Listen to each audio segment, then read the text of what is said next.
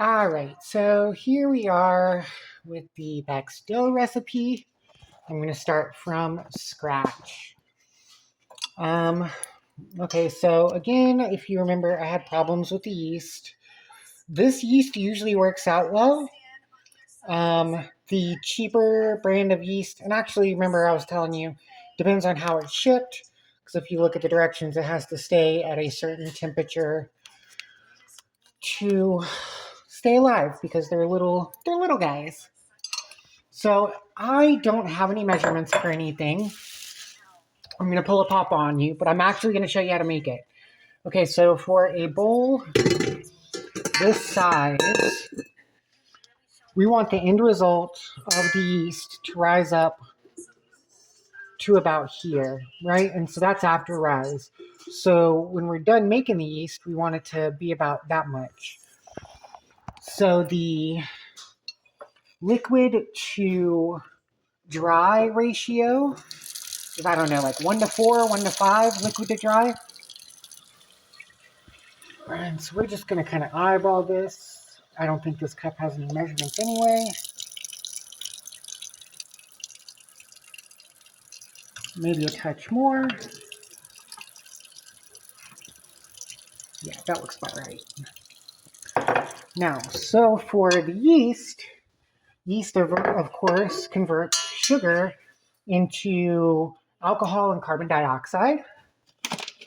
So to get the yeast going and to lower our boiling point of this water, we're going to add sugar.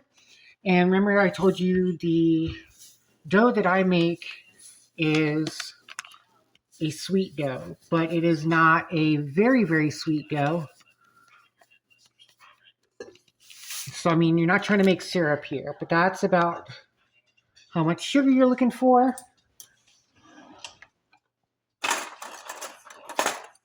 We are going to stir this beastie up. Now, for the yeast to activate, we are looking for a temperature of, the ideal temperature being 107 degrees, which you don't actually need a thermometer to gauge if you think about it this way. Okay, so the hottest that you ever want your jacuzzi is roughly around the same temperature. So you're looking to make this water, the trick is to make it, like a bath that is too warm to get in. So you let it cool down for a couple of minutes. You want to make it that temperature so that it's just barely too warm to be in. Let's do a minute maybe. You want to make it just too warm and then let it cool down before you put your yeast in there. All right, so we'll come back.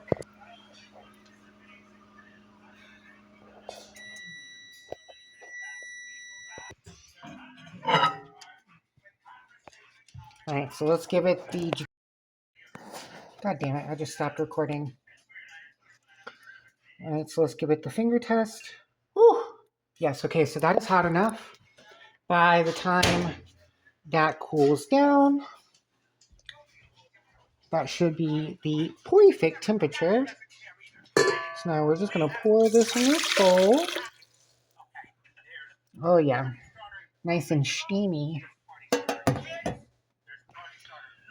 All right, so remember, we don't want to kill our yeast. So we want to wait till it cools down. And this metal bowl, of course, conducts heat. So it is going to pull a little bit of the heat out of there for us, like we want ideally. All right, yeah, that's bathtub temperature. About how I like my showers in my bubble bath. Maybe a little bit warm for some other people. So we're going to put the yeast in. Stand by. And just go ahead and use the whole packet, even though technically you could use about half of a packet and save the rest for later. But I like yeasty bread.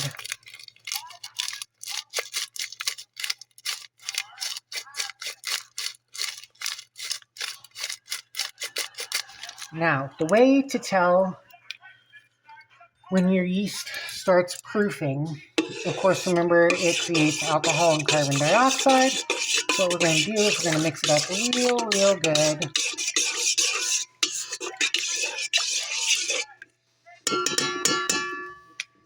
And now we're going to wait. Once you see bubbles start spontaneously forming, we'll know that the yeast is activated.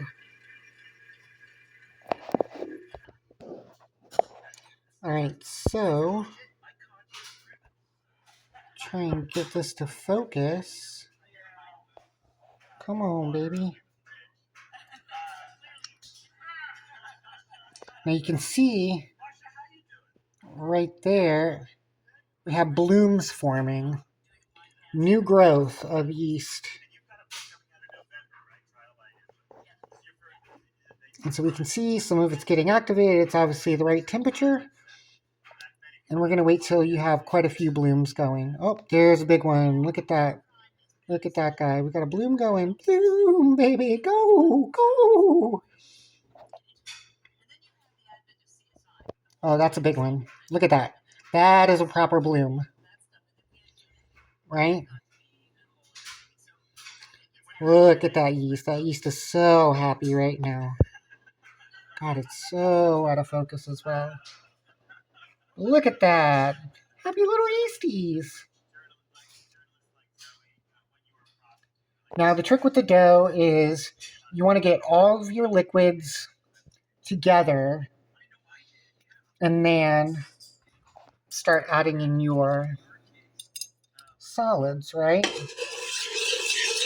So after you get your yeast proof, we're going to add a little bit of oil. Not a whole ton. Just helps with the consistency. But the reason why you don't do that before you proof the yeast is because the yeast will get an oil coating and not get exposed to the sugars of the water. Right? And just make sure we got a nice little good bloom going on here. Then I'm going to add some oil. Ooh, look at that. We got another bloom going.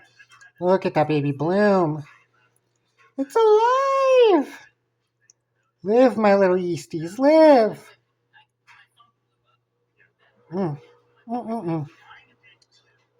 Beautiful. All right. Now, again, this grapeseed oil is my favorite. It's great for high temperature. It tastes amazing, and it is better for you than most other oils that you can get, like the vegetable oils or the olive oils. Grapeseed oil does not clog up your arteries. Don't ask me why, or I don't even have any factual proof for that. I was just told that. So take that with a grain of salt, which you will not be adding into this.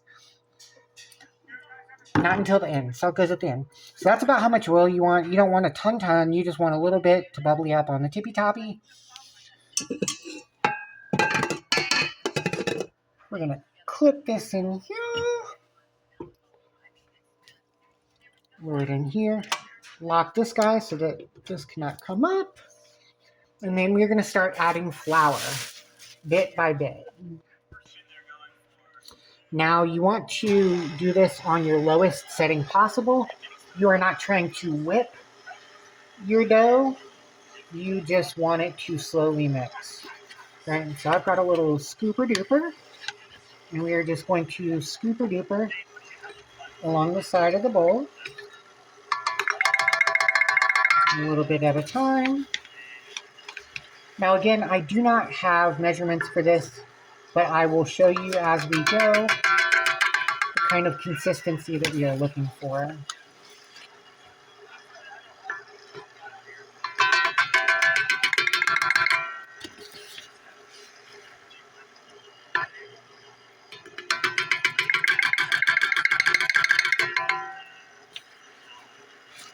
Now this dough hook is, it's just fine for the one that comes with the mixer, but this is not a pro dough hook, whatever. So it doesn't mix as well as a professional dough hook would. So you will need to coax this down on the edges with a little spatulation. Just a little spatulation to get everything down there. Because this doesn't quite touch the edges exactly like it should. Don't conflagellate, just spatulate.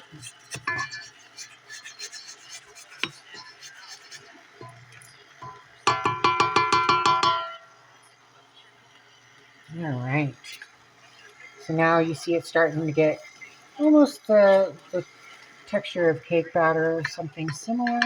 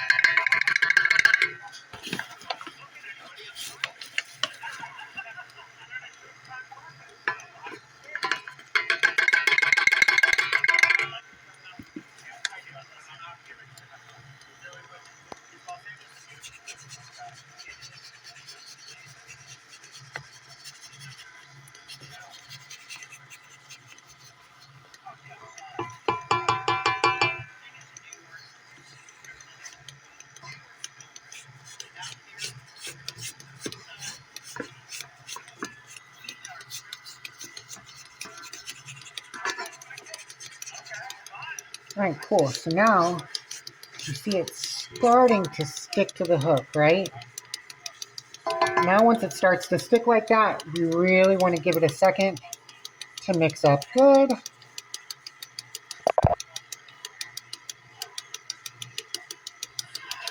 All right, now it seems to be a more homogeneous mixture. Now we'll go ahead and add some more flour in.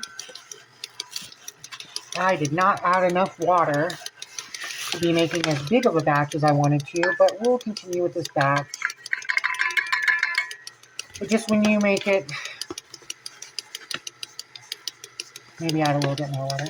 Or, I mean, you're just making a batch for you and Greg. It'll probably be fine with that amount of water.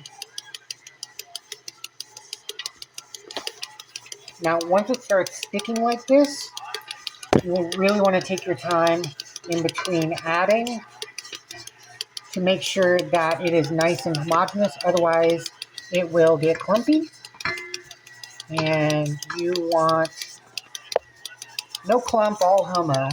All homo, no clump. I should put that on a shirt.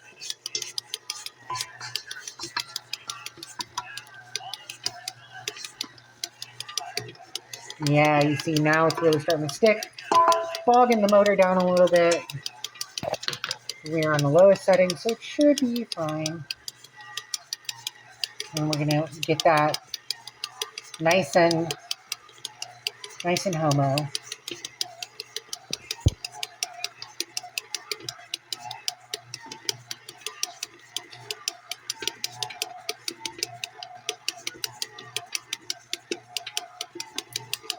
Alright, so at this point, what I'll do is I'll actually turn it off, lift this guy up, and kind of knock it off of the hook. And again, because this isn't a pro hook, or whatever, the dough, damn it, I keep pressing the button. Because this is not an industrial hook, it works its way up the hook. It works its way up the hook and will stop mixing efficiently and will sometimes even come over the top of this guy here. So every once in a while, we are just going to knock it down. While I've got all that nice space. I'm going to go ahead and dump some in there. Relock it. And then click it back on. And let this homogenize.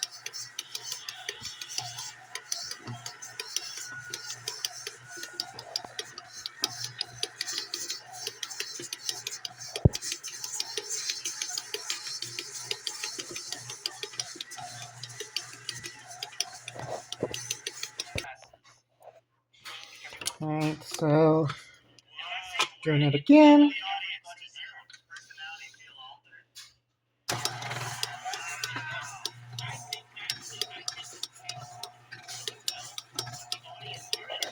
Now I think we have the right amount of ingredients in here now. Now we're going to do a couple of rounds of mixing it up, knocking it off the hook, mixing it up and knocking it off the hook. Because again, the hook, as you can see, it's working its way towards the top of the hook instead of staying at the bottom where it actually mixes against the bowl. Yeah, now we're getting some mixing. Look at that. Oh, there it goes. You see it working its way up.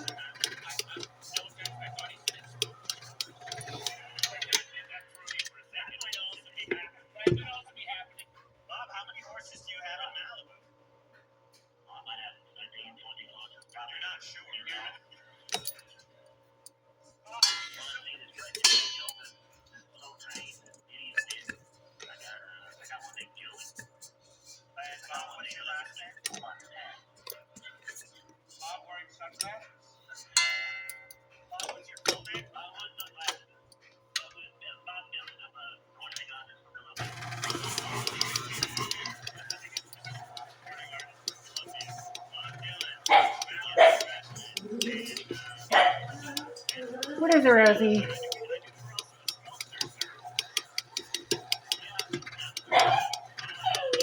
What is it, baby?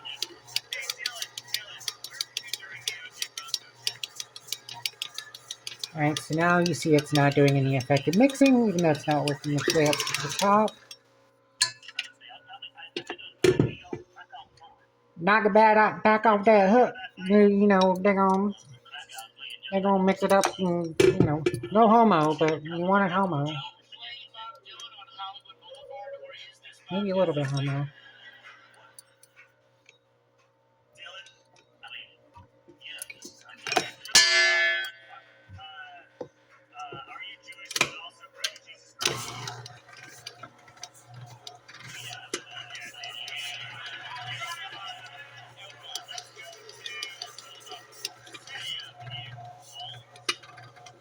Yeah, that's a good mix. Smush and pull, baby.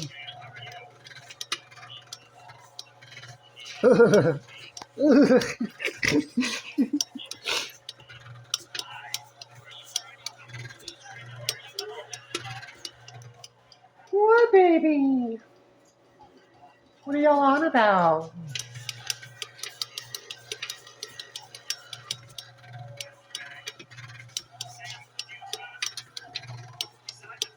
Oh yeah, that's a good mix.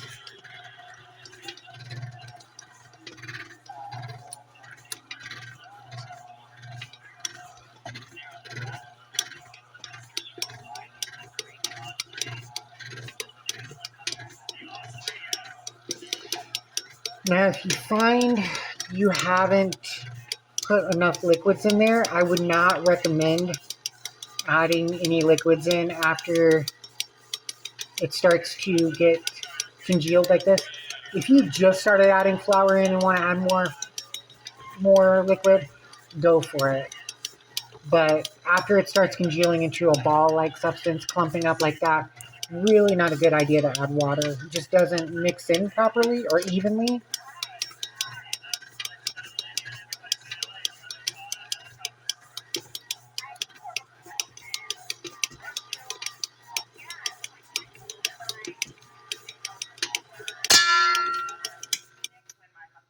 Alright, so let's take a look at this. Alright, so you see it's still kind of got this like piecemealy thing going on. You're looking for a nice, smooth, conform. This goddamn thing, I keep restarting the clips. Right, so because of this piecemealy kind of texture, we want to make sure, and you see we're starting to get there, like this side of it has a decent smoothness to it. But we're just going to keep knocking it off the hook.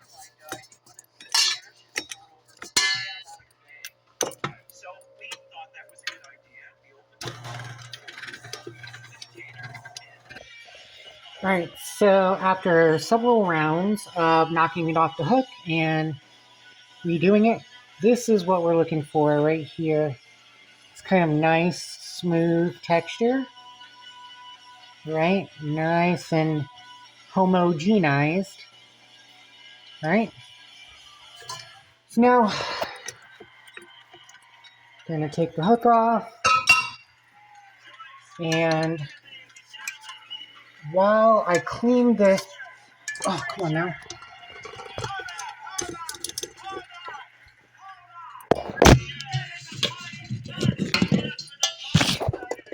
That guy gets worked in there really nice.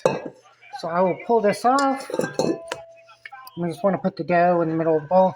Mind you, if we had used enough liquid, the dough should be about up here, and then we're proof to about up here-ish. But we are going to do this just so I can show you how to make dough balls and the process. Come on now. Alright, so the trick here being that we are going to let our dough rise. You know, it depends on the humidity outside, it depends on the temperature. Generally, the warmer and more humid, the quicker it will rise. Sometimes 10 minutes, sometimes an hour. The trick is to just wash it. But while it rises, we do not want the outside of this to get exposed to too much air. Otherwise, it'll get crispy on the outside and stay nice on the inside. We want to keep as much of it usable as possible. So we're going to take a little bit of our oil here. Not a ton. Again, we just want to coat the outside of it.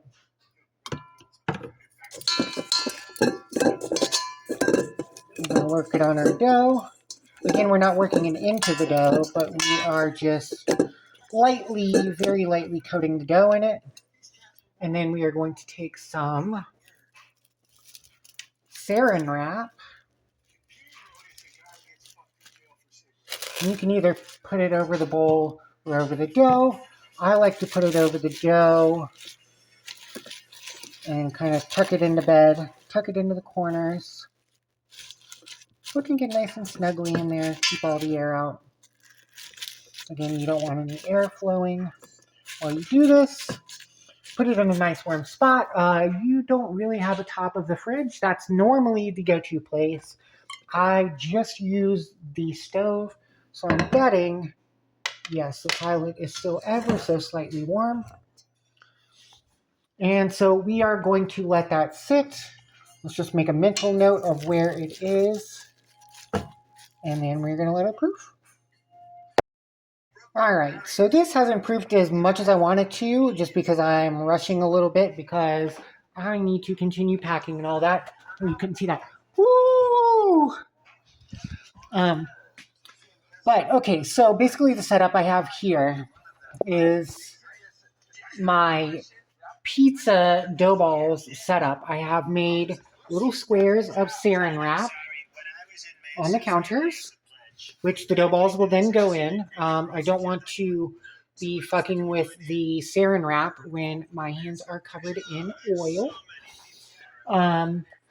So we are going to get a knife to cut the dough, and I will show you a couple of methods for this. Let's see if I can't. Okay.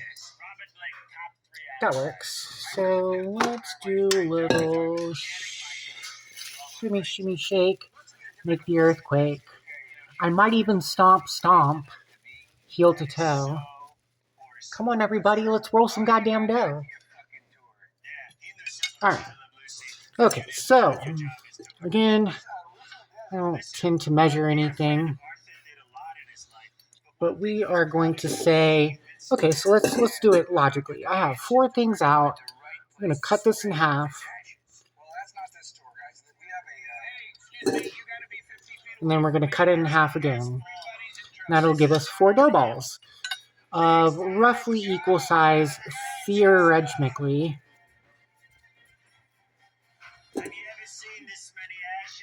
This one's a little bit. Cough for me? Alright, this one needs a little bit more. Alright, that's about better. Alright, so the method for making the dough balls, you are going to take your hands and you are going to push up towards the center like that. The idea is to get a nice round shape, get all the grains going in the same direction, right? So now we are going to take this, we're going to find a nice flat spot. We're going to use our palms and push into the center of the dough. Grab the corners and push them to the center. Spin the dough. Same thing. Corners, push it into the center. Into the center.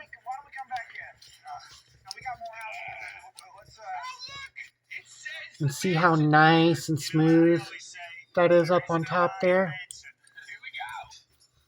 Now when you get it all nice and smooth on top, you're going to have a little pooch, a little thing that you then want to, I don't know,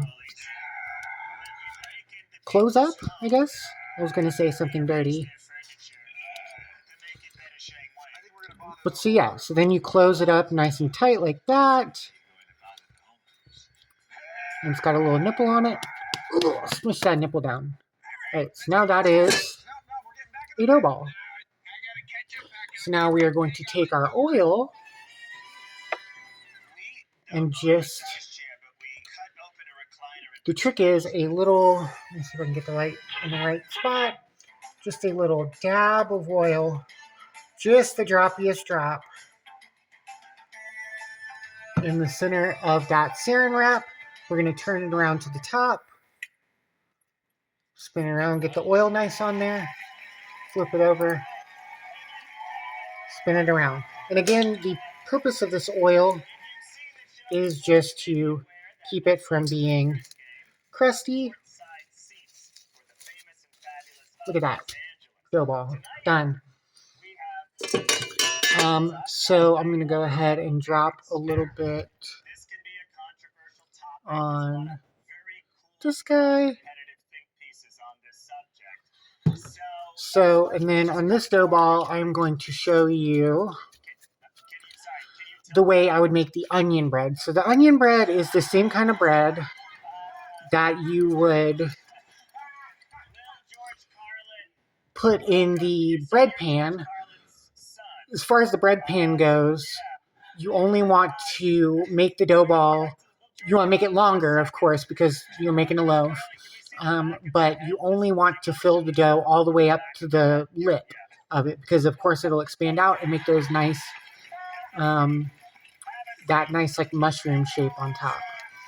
And of course, then you would take and you would cut little lines in the onion loaf. And then what I do is I stuff sliced onions into, I'll like open this up, stuff onions into there, close it up. I like to brush it with garlic oil or garlic butter, or even just regular butter. And then I'll put seasoning on top, like oregano. Sometimes I'll do some chili pepper if I'm feeling crazy. I'll do Parmesan cheese. And of course, the only salt that I ever put in my dough goes on the very top and very last. And try and use a coarse salt because, again, this is not flavor salt. This is texture salt. So use your coarse sea salt for that. And we do a little spinsy. There we go. Nice and moist. Same thing on the bottom. All right. Now we got 2 dough balls. So what I like to do is I like to keep them in the freezer. And I'll keep, well, when it's just me and I'm only making one at a time, I'll keep one in the fridge and then the rest in the freezer. And as I use the one in the fridge, I'll replace one from the freezer to the fridge so it has time to thaw out before I'm ready to make my next batch. Y'all might be making calzones. You might want to go 2 by 2. I will leave that up to 2 by you. And that is basically it. I'm going to finish making these dough balls. I hope you enjoyed this dysfunctional dough recipe. Yeah, best of luck.